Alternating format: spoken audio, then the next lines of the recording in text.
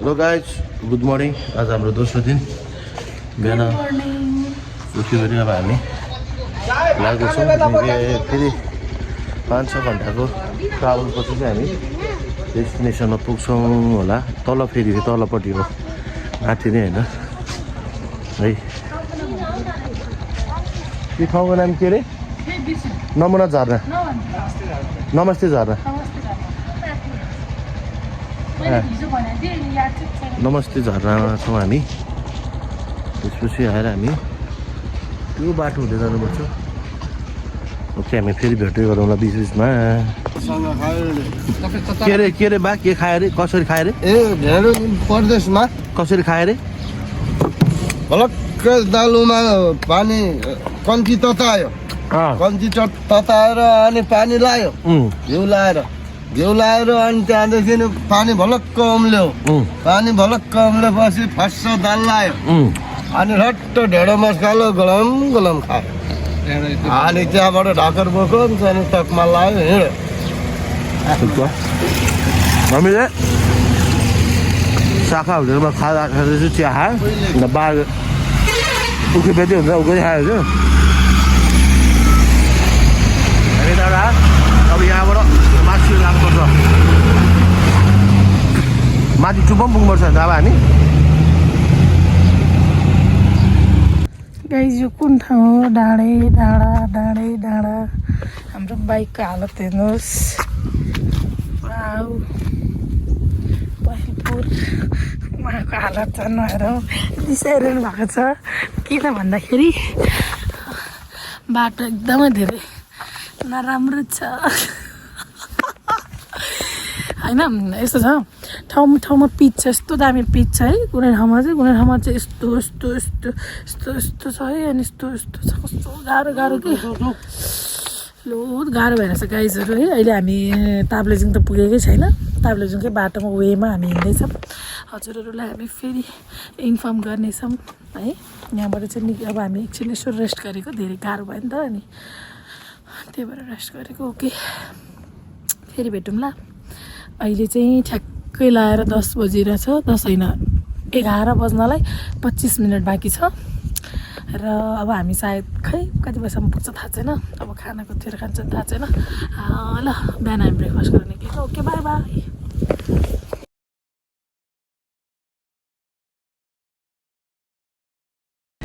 guys अहिले 12:55 भयो पेटबोल्नलाई अनि एउटा होटेलमा आउँछौँ भने खाना खानलाई बाइकको 2 चोटि ब्रेक फेल भइसक्यो होइन ब्रेक फेल भएर तनाव फेरि बल्ल लाग्दैछ त्यो पुगेको छैनौँ चाहिँ हामी गन्तव्यमा टाढा छ के गर्यो होला खाना खाउने होटेल बसेछौँ कुन ठाउँमा पनि थाहा छैन बाइकमा त लास्टै गाह्रो भयो लास्टै गाह्रो हुन्छ लास्टै बाइकमा आए पनि धरानसम्म आउने धरानबाट चाहिँ बरु अनि गाडीमा आउँदा ठिक हुँदो रहेछ नत्र त लास्ट गाह्रो गाइस खाना खान्छु अब एकछिन है बुढी फ्रेस हुँदैछ म भर्खर फ्रेस भएर आएँ बाइक साइड बनाएर अब आफै मेकानिक अब आफै लोड गरिदिने म त हैरान भएर तनाव भइरहेको खाना खान्छु खाना बेला भेटौँला त्यसपछि नत्र पछि उता भेटौँला त गाइस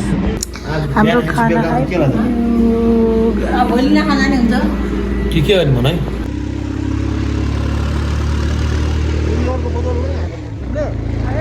बुढाले पानी खाँदै बिचरा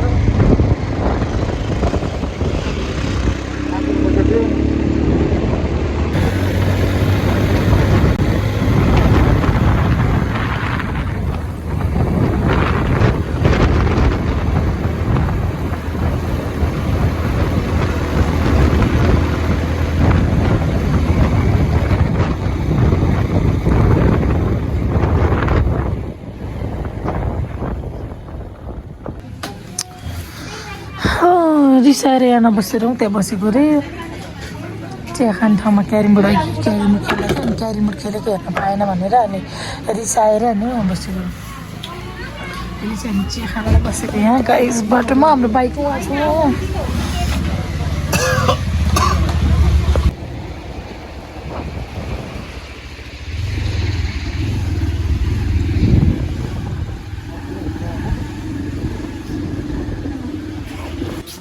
ताप्लेजुङ आइपुग्यो गाइज यहाँ काउन्टरमा बल्ल बल्ल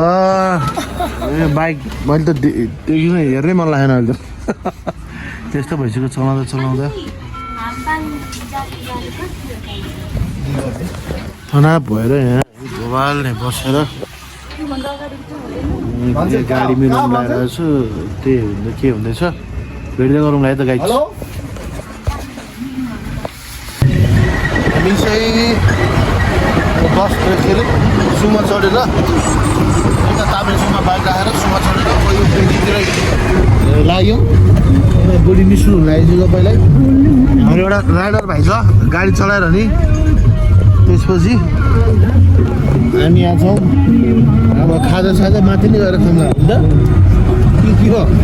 केही पनि खान्छ बिहान खाना खाँदैबाट त्यहाँदेखि हिँडेँ बाइक चलाएको चलाएँ 2 दिन बाइक चलाएको चलाएँ ननस्टप बाइक चाहिँ हेर्नै मन छैन ओके गाइस फेरि होटलमा हामी कहाँ आइपुग्यो तल्लो फेरि गाइस कति चिसो लुक एट हियर हामी चाहिँ बल्ल बल्ल तल्लो फेरि आइपुगेका छौँ यहाँबाट हिँड्नुपर्छ गाडीमा मिलाएर हिँड्नुपर्ने छ माथि फेरि पुग्नलाई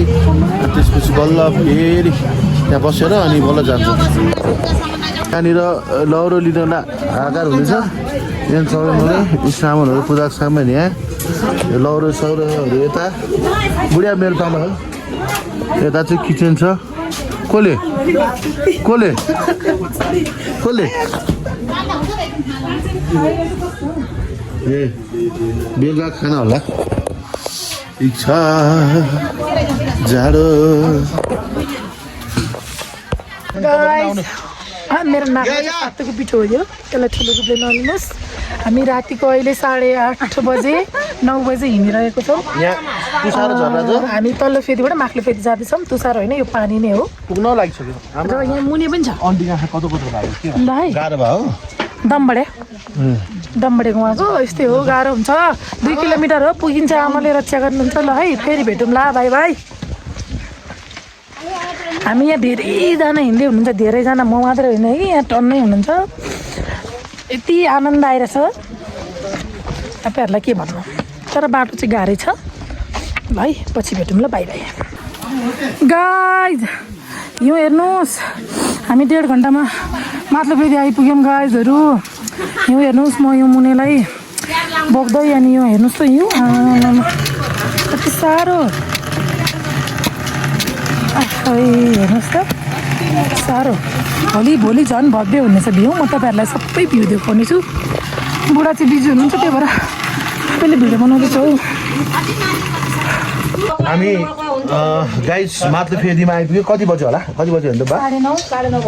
9:30 भयो यहाँ माथिल्लो फेदीमा बाला पनि भेटेँ आज प्रदेश आज हाम्रो भिडियोमा बा हुनुहुन्छ हाम्रो भाग्य भनौँ कि होइन के भन्नु जोस् यहीँ माथि नगइकन यहीँ भेटेँ ठिक छ अब हामी फ्रेस भएर खानासाना खान्छौँ त्यसपछि रेस्ट गरेर भोलि चाँडै उठेर हिँड्छौँ हेलो गाइज हामी सुन्दर कुटीमा आइपुग्यो रुम हेर्नु न कति राम्रो छ हो अब हेर्दातिर च्याउ गर्न राखेको जस्तो है यस्तो छ अब हामी यहाँबाट चेन्ज गर्छौँ फ्रेस हुन्छौँ अनि खाना खान्छौँ सुत्छौँ भोलि अब बाजे कि के के भन्यो अरे गुरुले अलिक ढिला हिँड्नु भन्नुभएको छ 5 बजी नत्र त हामी 3 बजी उठेर 4 बजी हिँड्नु विचारमा थियौँ अनि हजुरहरूलाई एउटा मुख्य कुरा सुनाउँछु न हामीले थाहा छ हजुरहरूलाई कति ठाउँमा भिडियोमा देखाएनौँ अब अथवा कतिले हेर्नुहुन्छ होला वा कतिले हेर्नु हुँदैन तर सकेसम्म रिक्वेस्ट मेरो तर्फबाट यो भिडियो हेर्नु होला पुरै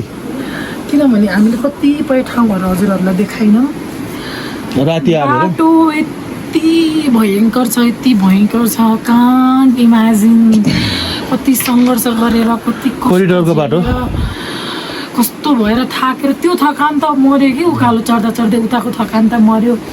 उकालो चढ्दा हार्टबिट 105 को 110 मा भ्याडक भइरहेको थियो होला मेरो चाहिँ अलिकति हार्टबिट बढेर चाहिँ गाह्रो भयो अलि कम भयो अहिले ठिक छ त्यही हो फाइनली ओके अब हामी एकछिन फ्रेस भएर खाना खान्छौँ अहिले पेट भेटिन्छ ओके फाइनली यत्रो लामो समरपछि मिठो खाना उहाँहरूसँग पनि भेट भएको छ उहाँहरू हाम्रो साथी आमा पनि हाम्रो साथी भाइ त हुनुहुन्छ हातले चम्चीले खा भाइ पनि के हुन्छ त माम भुजिया अचार साग दाल